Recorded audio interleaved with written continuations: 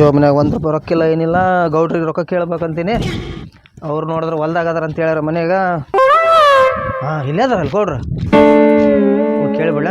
ಏಯ್ ಬೇಡಪ್ಪ ಅಪ್ಪ, ಇವ್ರಿಗೆ ಫೋನ್ ಮಾಡಿ ಕೇಳಿದ್ರೆ ಬೇಸ್. ಇವ್ರು ಡೈರೆಕ್ಟ್ ಹೋಗಿ ಕೇಳಿದ್ರೆ ಇವ್ರು ರೊಕ್ಕ ಇಲ್ಲ ಅಂತಾರ. ಒಂದು ಮಜಾ ಮಾಡ್ತೀನಿ ತಡಿ ಇವ್ರಿಗೆ. ಫೋನ್ಪೇ ಮಾಡಂತ ಹೇಳ್ಬಿಡ್ತೀನಿ.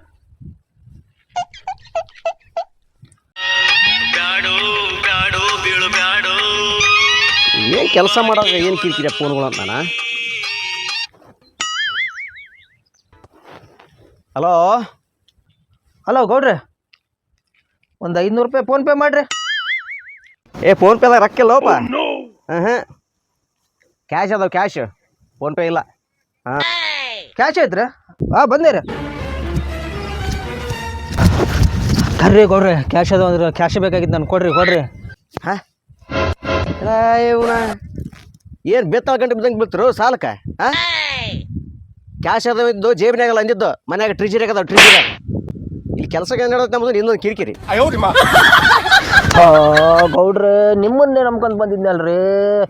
ನಾನು ಚಾಪಿ ಕೆಳಗೆ ನುಗ್ಗಿನಿ, ನೀವು ನೋಡಿದ್ರೆ ರಂಗೋಲಿ ಕೆಳಗೆ ನುಗ್ಗಿ ನನ್ನ ತಲೆ ಕೆಳಿಸ್ಬಿಟ್ರಲ್ರಿ. ಈಗ ಯಾರು ಕಳಿಸ್ಕೊಲ್ಲಿ ಸರ್? ನಾನು 500 ಬಿಡಲ್ಲ ರೀ, ಬಿಡಲ್ಲ. ಯಾರಿಗಾರ ಒಬ್ರಿಗೆ ಹಾಕ್ತೀನಿ ನಾನು 500 ಹಾಕ್ತೀನಿ, ಬಿಡಲ್ಲ. ಹೋಯ್ತೀನಿ ನಾನು ಮನೆಗೆ 500 ರೂಪಾಯಿ ಇವತ್ತು ಹೋಯ್ತೀನಿ ನಾನು.